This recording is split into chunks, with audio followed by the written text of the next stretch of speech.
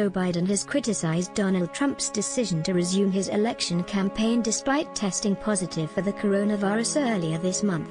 Mr. Trump will give a public speech at the White House for their first time since testing positive for COVID-19, and will also hold a Florida rally next week in an attempt to relaunch his stumbling re-election campaign with only 25 days to go. At a drive-in-style event in Las Vegas, Mr. Biden slammed the president. His reckless personal conduct since his diagnosis, the destabilizing effect it's having on our government, is unconscionable, the Democratic presidential nominee said. As he boarded his campaign plane, Mr. Biden offered a message for those attending Mr. Trump's public events: "Good luck. I wouldn't show up unless you had a mask and were distanced." Knocked off the campaign trail by his hospitalization for 3 nights last week, the president is in the midst of a frenetic bid to catch up with Mr. Biden. On Friday, during an extended media blitz, he falsely claimed that COVID-19 now has a cure. He also revealed that he'd been told he was near death at the worst of his bout with the virus, which has killed more than 210,000 Americans and severely dented his chances of winning a second term. On the 3rd of November, Saturday's speech, which a senior administration official said would be on Mr. Trump's favored theme of law and order, will give him a chance to dispel lingering doubts about his health. Jew, Gentile, black man, white. The crowd will be on the south lawn of the White House, while the president will stand up on the balcony, the official said, confirming U.S. media reports. In this world there's room for everyone. The good earth. And on Monday, Mr. Trump will take another big step by holding a rally in Sanford, in the crucial electoral state of Florida. His campaign said the event will take place at an airport, and the campaign did not disclose if it would be held in a hangar with its doors open, as it has in the past, or entirely outside. Attendees at the Florida rally will be given a temperature check, masks that they will be encouraged to wear, and access to hand sanitizer, the campaign said. The events come despite continued questions over how sick Mr. Trump was last week and how complete his recovery is now, with White House officials refusing to answer basic queries including the date on which the president first contracted the virus and whether he has tested negative since 0 o'clock.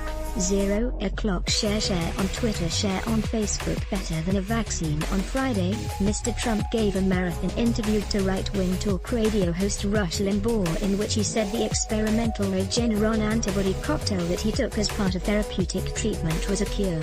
"It's a total game changer and better than a vaccine," he said. In fact, there is no cure and still no approved vaccine for the coronavirus. Mr. Trump repeatedly asserted that he feels fine, and he has been backed up by statements from the presidential physician, Sean Conley. But in his Limbaugh interview, Mr. Trump suggested for the first time that he had been close to death, had it not been for the therapeutic drugs. "I'm talking to you today because of it. I could have been a bad victim," he said, referring to friends of his who had died from COVID-19.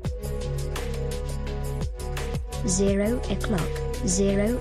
Share on Twitter, share on Facebook. Mr. Trump said that doctors told him afterward, "You were going into a very bad phase." "You know what that means," said the president.